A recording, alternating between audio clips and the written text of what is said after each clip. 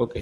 तो last lecture के अंदर हमने क्या पढ़ा था कि इंट्रो टू डेटाबेस, और उससे बाद वाला सेकंड डेटाबेस का लेक्चर था हमारा कि टाइप्स ऑफ डेटाबेसेस, कितने तरीके के डेटाबेस होते हैं। ठीक है, अब वो डेटाबेस हमने पढ़ तो लिया, पर उसका जो आर्किटेक्चर है, मतलब उसको कैसे यूज करते हैं, कौन कौन यूज करता है, ठीक है, उसके बारे में, और उसके अंदर जो डेटा रहता है उसके अंदर कैसे रिलेशन मेंटेन होता है डेटा को एक दूसरे के साथ, तो वो हम पढ़ेंगे। तो यहाँ पे हमारे पास दो टॉपिक है, व्हाट इज आरडीबीएमएस, और दूसरा है हमारे पास डीबीएमएस आर्किटेक्चर। ठीक है, तो ये दोनों टॉपिक्स हम आज के लेक्चर के अंदर पढ़ने वाले हैं। ठीक है, तो स्टार्ट करते हैं। फर्स्ट टॉपिक है व्हाट इज आरडीबीएमएस। तो आरडीबीएमएस का मतलब ही क्या हो गया यहाँ पे कि it stands for relational database management system. Relational मतलब क्या हो गया, वन टाइप ऑफ पे किसी के साथ उसका रिलेशन होगा, मतलब किसके साथ होगा, उसका डेटाबेस, मतलब डेटा के साथ कुछ ना कुछ उसका रिलेशन होगा। और जो भी डेटा स्टोर किया हुआ है, ठीक है, उसको मैनेज प्रॉपर तरीके से मैनेज करना है। ठीक है, जो भी उसके लिए जो एप्लीकेशन हमने बनाई उसको बोलते हैं हम सिस्टम। ठीक है, तो आज के टाइम पे जितनी भी टेक्नोलॉजी है वो सब किस पे वर्क कर रही है, तो कभी डेटाबेस पे। जो भी आपको जैसे कि आप किसी भी तरीके का किसी भी तरीके की वेबसाइट ओपन करते हो, तो उसके अंदर आपको हमेशा एक चीज़ तो देता ही है भाई, लॉगिन करो या रजिस्टर करो। लॉगिन करना है तो भी आपको क्या करना पड़ता है, वन टाइप ऑफ लॉगिन तो करना ही पड़ेगा, तभी आपको आपको कोई डेटा पोस्ट कर सकते हो, या फिर कोई डेटा आप रिट्रीव कर सकते हो, मतलब डेटा ला सकते हो। ठीक है, तो ये दोनों चीज़ें होती है, मतलब जो भी आप वहाँ पे वर्क कर रहे हो, एप्लीकेशन देख तो रहे हो, पर वहाँ से वहाँ पे जो भी डेटा है वो कहाँ से एक्चुअली आ रहा है, तो वो डेटा कहाँ से आ रहा है, तो जो भी आपने इन्फॉर्मेशन डाली होती है स्टार्टिंग में, तो वो डेटा वहाँ बैकएंड में जाके एक जगह पे स्टोर हो जाता है परमानेंटली। ठीक है, तो वहाँ से वो डेटा आपको बार बार मिलता रहता है। ठीक है, तो वो जो जगह रहती है उसको बोलते हैं यहाँ पे डेटाबेसिस। ठीक है, तो डेटाबेस आज के युग में बहुत सारे तरीके के हैं, मैंने आपको लास्ट लेक्चर में वो भी बताया था किस किस किस तरीके के डेटाबेस होते हैं, किस टेक्नोलॉजी में यूज होते हैं, किस ओएस में यूज होते हैं। ठीक है, तो यहाँ पे लिखा है all modern database management system like SQL, MS SQL, IBM, Oracle, MySQL and Microsoft except are based on RDBM. मतलब वो जितने भी डेटाबेस है वो सारे आरडी मतलब रिलेशनल डेटाबेस। ठीक है, और डेटाबेस और आरडीबीएमएस के अंदर दोनों में थोड़ा बहुत फर्क है। ठीक है, वो हम लास्ट लेक्चर के अंदर या उससे पहले वाले लेक्चर के अंदर हमने स्टडी कर लिया है। ठीक है, तो ये सारे डेटाबेस है। ठीक है, आज के टाइम पे फिर क्या होता है कि जितने भी डेटाबेस हमारे पास है उसको एक रिलेशन मॉडल के अंदर इंट्रोड्यूस करिए किया जाता है। मतलब it is called relational database management system because it is based on relational model. जो भी डेटा रहता है वो एक रिलेशन के थ्रू रहता है। ठीक है, और उसको इंट्रोड्यूस किसने किया था, तो कभी ईएफ कोड नाम के व्यक्ति ने। जो भी डेटाबेस तो था ही पहले, पर रिलेशनल डेटाबेस किसने फाइंड आउट किया था, तो कभी ईएफ कोड नाम के व्यक्ति ने। उसके बाद वो बहुत ज़्यादा फेमस हो गया, क्योंकि कभी भी कोई भी डेटा हमें चाहिए तो किसके रिलेटेड है वो हमें मिलना चाहिए। ठीक है, तो अब उसके बाद वो वर्क कैसे करता है उसके बारे में हम पढ़ेंगे। ठीक है, तो data is represented in terms of tuple. Tuple मतलब वन टाइप ऑफ एक रो।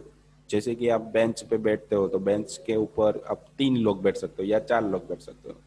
ठीक है, तो बेंच हो गई वो क्या होगी, आपकी वन टाइप ऑफ रो हो गई। उसके बाद वाली जो बेंच है वो आपकी सेकंड रो हो गई, उसके बाद वाली वो थर्ड रो हो गई। तो वैसे ही यहाँ पे डेटाबेस के अंदर भी जितना भी डेटा है, ठीक है, तो वो डेटा एक रो के फॉर्म में पड़ा होता है। जैसे कि बेंच में मैंने एग्जांपल आपको दिया, तो बेंच के अंदर 3 लोग बैठे, तो 3 लोग जो बैठे हैं उसका नाम, उसकी आईडी, उसका एड्रेस, सबका क्या होगा, अलग अलग होगा ना। वैसे ही जो एक रो बनती है उसके अंदर भी अलग अलग तरीके के डेटा होते हैं। जैसे कि आईडी होती है, नाम होता है, उसका ईमेल होता है, उसका पासवर्ड होता है, तो वो सारी क्या होगी, उसकी वन टाइप ऑफ कॉलम्स हो गए। मतलब एक रो के अंदर बहुत सारा डेटा हो सकता है। ठीक है, तो जो भी डेटा आरडीबी में इसके अंदर होता है वो एक रिलेशन के मतलब रो के अंदर होता है। रो को क्या बोलते हैं, यहाँ पे टुपल बोलते हैं। ठीक है, उसके बाद आता है कि भाई relational database is most commonly use. अभी के टाइम पे बहुत ज़्यादा यूज होने वाला ये डेटाबेस है। सब 70 से 80% ये यूज होता है आज के टाइम पे, कोई भी टेक्नोलॉजी आप ले लो।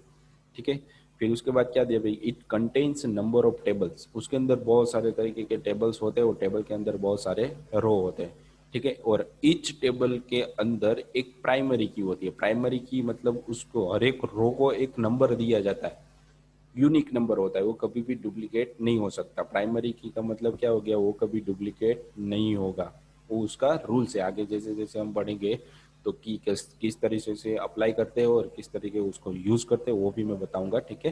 डीपली आएगा वहाँ पे।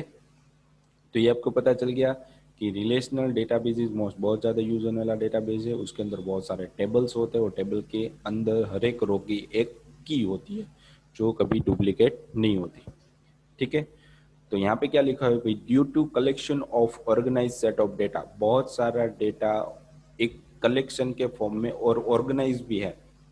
जैसे कि हमने किसी भी किताब लाइब्रेरी में अंदर गए, लाइब्रेरी के अंदर गए हो तो वहाँ पे जितनी भी किताबें होगी वो एबीसीडी के फॉर्म में रखी होती है। जैसे कि अभी कोई भी बुक है वाइल्ड लाइफ पे तो डब्ल्यू नाम के सेक्शन के अंदर ही आपको मिलेगी, वो कहीं पे भी पड़ी नहीं होगी, ठीक है।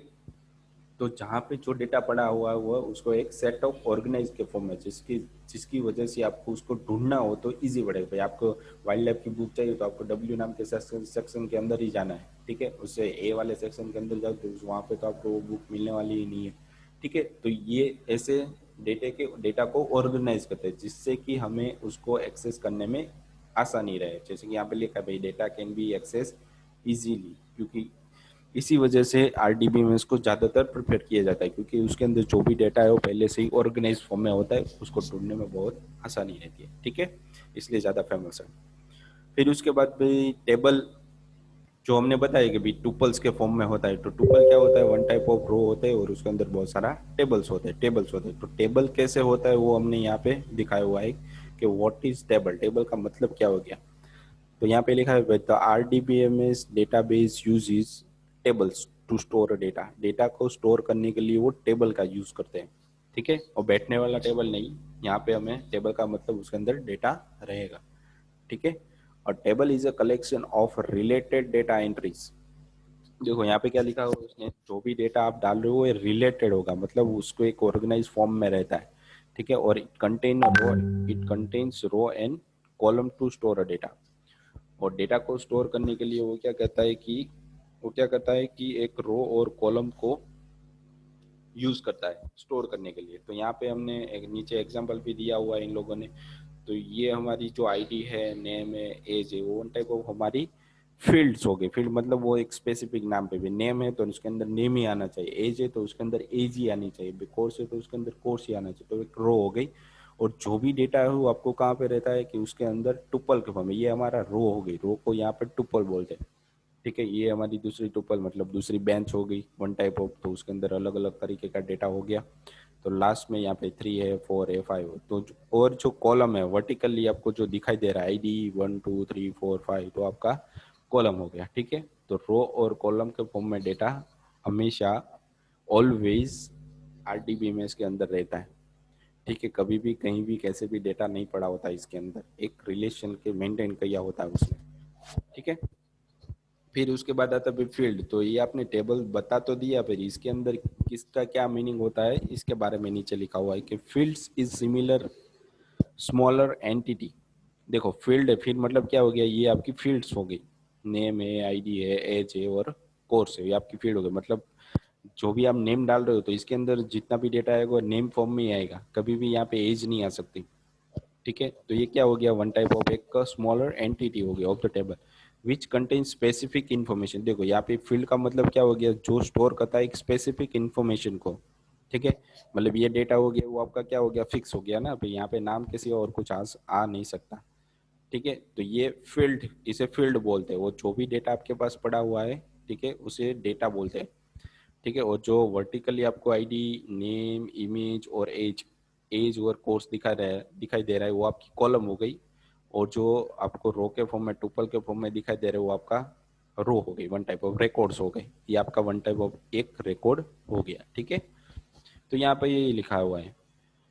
फिर उसके बाद है व्हाट इज रो और रिकॉर्ड, मैंने आपको जैसे बताया भाई आपको यहाँ पे दिखा हुआ है तो ये आपकी रो हो गई, उसको रिकॉर्ड भी बोलते हैं। और जो आईडी के फॉर्म में 1 2 3 5 दिखा हुआ है उसको कॉलम भी बोलते हैं। तो यहाँ पे लोगों ने यही बताया हुआ है कि row of table is also called record. जो रो के फॉर्म में डेटा रहता है उसे आप रिकॉर्ड भी बोल सकते हो, ठीक है। It contain specific information of each individual entry in the table, ठीक है। टेबल के अंदर जो भी डेटा होगा उसकी एक इंडिविजुअल एंट्री पड़ेगी, मतलब हर एक की नहीं पड़ेगी। तो अगर आप इसके अंदर दूसरा डेटा डाल रहे हो तो एक के अंदर तो होने वाला नहीं है, उसके लिए वापस आपको नई रो बनानी पड़ेगी और उसके अंदर वापस डेटा डालना पड़ेगा। तो ये क्या हो गया, वन टाइप ऑफ आपकी रो हो गई, मतलब रिकॉर्ड्स हो गए यहाँ पे, ठीक है। इट इज हॉरिजॉन्टल एंटिटी, और जो भी डेटा यहाँ इसके अंदर रहता है, इन रिकॉर्ड रहता है, वो हमेशा हॉरिजॉन्टल मतलब ऐसे रहता है, ठीक है। फिर उसके बाद आता है भाई व्हाट इज कॉलम। तो column is a vertical and, मतलब वो खड़ी रहती है, ठीक है। खड़ी vertical entity in the table which contain all information associated with specific field in the table. जो भी डेटा आपके पास रहता है, ठीक है, वो क्या रहता है कि एक कॉलम के फॉर्म में रहता है, ठीक है। तो यहाँ पर एग्जाम्पल के रूप में भी दिया हुआ भी नेम है, नहीं, ठीक है। तो ये नेम एक कॉलम हो गई, is a column in the above table. जो ऊपर की टेबल है उसके अंदर आपको दिखाया हुआ है कि पूरे टेबल के अंदर हमारे पास टोटल 4 कॉलम है, एक आईडी, एक नेम, एक एज और एक कोर्स, ठीक है। तो यहाँ पे आपको एग्जाम्पल के रूप में भी दिखाया हुआ है। तो ये हमने जो पढ़ा वो हमारा आरडीबीएम है, मतलब जो भी डेटा हमारा रहता है वो किस फॉर्म में रहता है, तो इसके बारे में इन लोगों ने यहाँ पे एक्सप्लेन किया है। टुपल कैसे बोलते हैं, रो किसे बोलते हैं, टेबल किसे बोलते हैं। जो हमने ये बताया ये रो हो गई, ये टुपल के फॉर्म में हमारा रिकॉर्ड हो गया, और जो खड़ा है उसे बोलते हैं हम कॉलम्स, ठीक है। और ये हमारी फील्ड्स हो गई, नेम है, एज है, कोर्स है, ठीक है। तो ऐसे आरडीबीएमएस को एक्सप्लेन आप कर सकते हो, ठीक है। फिर उसके बाद आता है कि भाई डीबीएमएस का आर्किटेक्चर कैसा होता है, ठीक है। तो डीबीएमएस के अंदर आर्किटेक्चर जो रहता है वो हर एक डेटाबेस के अंदर सेम ही रहता है, ठीक है। डीबीएमएस मतलब उसके अंदर जितने भी डेटाबेस आप टेक्नोलॉजी के अंदर यूज करें वो सारा का सारा आ गया, और उसके अंदर जो आर्किटेक्चर रहता है वो किस तरीके का होता है वो यहाँ पे एक्सप्लेन किया हुआ है। तो उसके बारे में हम पढ़ते हैं कि स्टार्टिंग में तो DBMS design depend upon its architecture. जो भी डेटाबेस या डीबीएमएस मैनेजमेंट सिस्टम जो भी बनती है डेटा को स्टोर करवाने के लिए, ठीक है, वो उसके आर्किटेक्चर पर डिपेंडेंट होती है। तो basic client server architecture is used to deal with a large number of PC, web server, database server and other component that are connected with networks। जो भी डेटाबेस, जो भी डीबीएमएस का आर्किटेक्चर बनता है वो बहुत सारे पीसीज पे या सर्वर्स पे या डेटाबेस सर्वर्स पे या अदर कंपोनेंट पे डिपेंडेंट होता है, उसके थ्रू उसको बनाया जाता है। भाई किसके थ्रू आपको एक्सेस करवाना है, ठीक है। तो बहुत सारे तरीके के आर्किटेक्चर उसके अंदर आ जाते हैं। तो यहाँ पे है फिर the client server architecture consist of many PC and work station. Work station मतलब क्या हो गया कि जहाँ पे बहुत सारे हजारों लोग वर्क करते हैं, ठीक है। कंपनी हो गई, वन टाइप ऑफ कंपनी के अंदर जितना भी डेटा है वो आपको पीसी के थ्रू एक्सेस करने के लिए मिलेगा, और उसको परमानेंटली स्टोर करने के लिए वो लोग एक जगह रखते हैं जहाँ पे डेटा परमानेंटली स्टोर होता है, ठीक है। तो ये यूज होता है पीसी से जो भी डेटा हम एक्सेस करते हैं उसे क्लाइंट सर्वर आर्किटेक्चर बोलते हैं। जो भी डेटा हम एक्सेस कर रहे हैं तो वो क्या पे होता है, डेटाबेस के अंदर होता है। जब भी आप लॉगिन करते हो तो आपका ही डेटा मिलता है, मतलब आपको अपने रिक्वेस्ट की डेटाबेस को, भाई मेरा डेटा मुझे दो, मतलब लॉगिन करोगे तब आप रिक्वेस्ट करते हो कि भाई मेरे पास जितना भी डेटा है वो मुझे दिखाओ, ठीक है। तो ये क्या हो गया, आपने रिक्वेस्ट दी, आप क्लाइंट हो गए, और डेटा किसको रिक्वेस्ट किया, अपने डेटाबेस को रिक्वेस्ट की, आपका सर्वर हो गया, ठीक है। तो क्लाइंट सर्वर के फॉर्म में ये आर्किटेक्चर रहता है। उसके बाद दिया हुआ है कि DBMS architecture depend upon how user are connected to database to get their request done. देखो अभी मैंने आपको बताया कि आपने लॉगिन किया तो क्या हुआ कि रिक्वेस्ट आपने भेजी, तो डेटाबेस आपको क्या कहता है कि जो भी आपने डेटा रिक्वेस्ट भेजी है उसके अनुसार है कि आपको डेटा देता है। तो एक दूसरे से वो कनेक्टेड होने चाहिए, अगर कनेक्टेड नहीं है तो आपको किसी भी तरीके का डेटा मिलने वाला नहीं है, ठीक है। यही होता है। तो डीबीएमएस के अंदर 3 तरीके के आर्किटेक्चर है, first tier architecture, 2 tier architecture and 3 tier architecture, ठीक है। तो इन 3 तरीके के आर्किटेक्चर का हमेशा यूज होता है। फर्स्ट टायर तो बहुत ही यूज होता है, बहुत कम यूज होता है, और 2 टायर और 3 टायर मोस्टली यूज होता है, ठीक है, क्योंकि इसके अंदर 2 टायर के अंदर क्लाइंट और सर्वर का कॉन्सेप्ट आ जाता है, ठीक है। तो फर्स्ट टायर वाला कौन सा वो हम पढ़ते हैं, तो हम हमारे next topic first tier architecture की तरफ चलते हैं। ठीक है, तो इसके अंदर क्या दिया भाई, in this architecture the database is directly available to user. मतलब जो भी व्यक्ति जहाँ पे बैठा है उसको वो डायरेक्ट डेटाबेस के साथ ही कनेक्टेड है, उसे बीच में किसी भी तरीके की एप्लीकेशन नहीं होनी चाहिए। मतलब वो रिक्वेस्ट नहीं करता, डायरेक्ट क्या करता है, उसे सारा डेटा मिल ही रहा है, देख रहा है, उसी में से वो डेटा निकाल रहा है। तो ये क्या हो गया, वन टाइप ऑफ वो, उसे कोई एप्लीकेशन या अदर वेब एप्लीकेशन या मोबाइल एप्लीकेशन की ज़रूरत नहीं है डेटा का, या उसे लॉगिन करने की भी ज़रूरत नहीं है, वो डायरेक्टली उस डेटा को एक्सेस कर सकता है। जैसे कि हर एक कंपनी के अंदर क्या होता है कि एक जैसे कि बहुत बड़ी कंपनियों की HCL है, इन्फोसिस है, ठीक है, IBM है, तो ओरेकल है, तो इन इन सब कंपनियों के अंदर एक एक डिपार्टमेंट वाइज एडमिनिस्ट्रेटर रहता है। एडमिनिस्ट्रेटर का काम क्या होता है कि वो जो डिपार्टमेंट है, डिपार्टमेंट के अंदर जितने भी 200 या 500 लोग रहते हैं, उसकी सैलरी, उसका क्या काम है, तो उस सब का डायरेक्टली मेंटेन हो रखता है, उसका रिपोर्ट है, बार बार वो अपने जो हेड होगा उसको भेजता रहता है। ठीक है, तो ये क्या हो गया कि उसका डेटा जितने भी 200-500 डिपार्टमेंट, 200-500 लोग के अंदर जो भी डिपार्टमेंट उसके अंदर है, ठीक है, तो उसका डेटा वो फेच करे, वो सारा एडमिनिस्ट्रेटर किस तरीके का होता है, डिपार्टमेंट वाइज अलग अलग होता है। ठीक है, तो फर्स्ट टायर ऐसे ही यूज होता है, कभी भी इनके बीच में कोई किसी भी तरीके का क्लाइंट की जरूरत या सर्वर की जरूरत नहीं, वो डायरेक्ट डेटाबेस के ऊपर ही बैठा रहता है हमेशा। ठीक है, तो वो एडमिनिस्ट्रेटर हो गया। It means user can directly sit on the DBMS and use it. मैंने आपको अभी बोला कि जो भी व्यक्ति होगा वो डायरेक्टली DBMS के ऊपर ही बैठा होगा और उसको डायरेक्टली यूज करा, उसे किसी भी तरीके की थर्ड पार्टी एप्लीकेशन की जरूरत नहीं रहती। ठीक है, any changes done is here will directly be done. जो भी वो चेंज करा है वो डायरेक्टली डेटाबेस के अंदर स्टोर होता है। ठीक है, it doesn't provide and tool, उसको किसी भी तरीके का एंड टूल मतलब कोई भी एप्लीकेशन नहीं दी जाती जिसकी मदद से वो उसको एक्सेस करेगा। मतलब वो रिक्वेस्ट देगा, रिक्वेस्ट नहीं होता, वो डायरेक्टली डेटाबेस के अंदर ही रहता है direct. The first tier architecture is use for development of local application. मतलब वो लोकल एप्लीकेशन के यूज होता है। जैसे कि अब हम कोई भी प्रोजेक्ट बना रहे हैं, तो प्रोजेक्ट बनाने से पहले हम उसको क्या करते हैं कि हमारे पीसी के अंदर इंस्टॉल करते हैं। तो क्या हो गया कि आपका पीसी के अंदर ही आपका डेटाबेस है, कोई सर्वर पे आपने रखा नहीं है, मतलब ऑनलाइन आपने रखा नहीं है, तो आपका लोकल डेटाबेस हो गया, वो डायरेक्टली उसी डेटाबेस के अंदर एक्सेस करेगा। तो आपके जो डेटाबेस है वो आपके थ्रू ही मिलेगा और आपका ही है, किसी और को आप एक्सेस करवा नहीं सकते। ठीक है, तो लोकल एप्लीकेशन होगी where programmers can directly communicate with database for the quick response. अगर उसे बहुत जल्दी रिस्पॉन्स चाहिए और उसके अंदर किसी भी तरीके का डेटा चेंज करना है, तो उसको फर्स्ट टायर वाला आर्किटेक्चर यूज करना पड़ेगा। मतलब डायरेक्ट डेटाबेस के साथ वो कनेक्टेड होना चाहिए। ठीक है, तो ये फर्स्ट आर्किटेक्चर था। उसके बाद आ जाता है भाई टू टायर आर्किटेक्चर। तो टू टायर आर्किटेक्चर के अंदर यहाँ पे पूरा दिया हुआ है, two tier architecture is same as basic client server. जैसे मैंने आपको पहले बताया कि आप रिक्वेस्ट करते हो लॉगिन के लिए, तो चेक करता है कि आपका डेटा उसके अंदर है कि नहीं। मतलब रिक्वेस्ट की ना आपने, पे लॉगिन चेक करो मेरा डेटा है कि नहीं, अगर है तो आपको क्या दे देगा, आपका डेटा वापस दिखाई देगा। ठीक है, तो in the two tier architecture applications on the client side and, देखो मैंने अभी क्या बोला था कि डेटाबेस को आपको एक्सेस करना है, मतलब वो डेटा आपको चाहिए, तो आपको कोई एप्लीकेशन बीच में रखनी पड़ेगी। डायरेक्ट आप डेटाबेस के साथ डेटाबेस के साथ कुछ भी छेड़छाड़ नहीं कर सकते। ठीक है, तो आप जहाँ से भी कोई भी एप्लीकेशन यूज कर रहे हो, तो वो क्या हो गया, आपका one type of a client side हो गया। ठीक है, communicate with the database at the server side. आपको सर्वर डेटाबेस के साथ कम्युनिकेशन करना है, तो आपको सर्वर की जरूरत पड़ेगी और आप हो गए वहाँ पे क्लाइंट। तो आप क्या करते हो, क्लाइंट हो तो आप रिक्वेस्ट करते हो सर्वर को, भाई ये डेटा मुझे दो।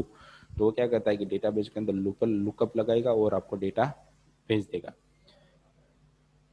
ठीक है, उसके दो टाइप्स भी दिखे यहाँ पे, ODBC और JDBC।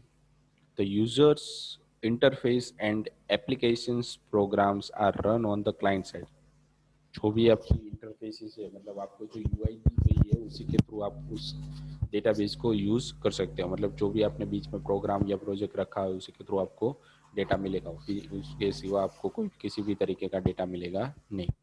The server side is responsible to provide functionality. देखो मैंने अभी आपको क्या बोला, आप रिक्वेस्ट कर रहे हो तो सर्वर क्या करता है कि डेटाबेस में लुकअप लगाएगा और आपको वहां से डेटा, उसी तरीके का डेटा, रिलेटेड डेटा आपको फाइंड करके दे देगा। उसके लिए क्या बोलते हैं, उसके query processing and transaction management बोलते हैं।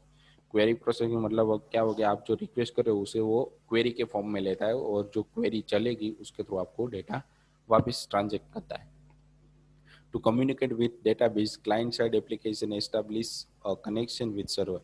ठीक है, क्लाइंट साइड कम्युनिकेट कर डेटाबेस के साथ कम्युनिकेट करने के लिए आपको पहले क्या करना पड़ेगा, जो जो क्लाइंट साइड एप्लीकेशन है उसको पहले आपके मोबाइल या वेबसाइट या सर्वर के थ्रू उसको इस्टेब्लिश मतलब उसके पहले यूज़ करना पड़ेगा, तभी आप उस सर्वर के अंदर रिक्वेस्ट कर सकते हो। तो इसका यहाँ पे आर्किटेक्चर दिया हुआ है कि आप यूज़र हो और बीच में एक एप्लीकेशन है, जो भी आप रिक्वेस्ट कर रहे हो वो क्लाइंट साइड से करो और सर्वर में जाएगा और वहाँ से डेटाबेस में से डेटा भेजेगा और आपको वापस यहाँ पे प्रिंट करवा के दे देगा। ठीक है, अब लास्ट है हमारे पास three tier architecture. Three tier architecture के अंदर बहुत सारे तरीके के डेटा एक साथ हम यूज कर सकते हैं। ठीक है, तो three tier architecture contains another layer between client side and server side. देखो, क्लाइंट साइड और सर्वर साइड के बीच में एक और एप्लीकेशन आ जाएगी, मतलब डेटाबेस को भी यूज करना है तो उसके अंदर सर्वर के अंदर भी बीच में एक एप्लीकेशन होगी और उसके बाद डेटाबेस होगा। तो यहाँ पे देखो दिखा दोनों साइड क्या होता है कि application server and client side server, client side application, ये दो चीजें इसके अंदर बीच में रहती है। ठीक है, तो यहाँ पे लिखा है भाई three tier architecture contain another layer between client and server. In this architecture client can't directly communicate with server. Server के साथ client direct access directly communicate नहीं कर सकता, उसके बीच में उसे जो एप्लीकेशन होगी उसको पहले कनेक्शन देना होगा, उसके बाद ही वो उसको डायरेक्टली एक्सेस कर सकता है।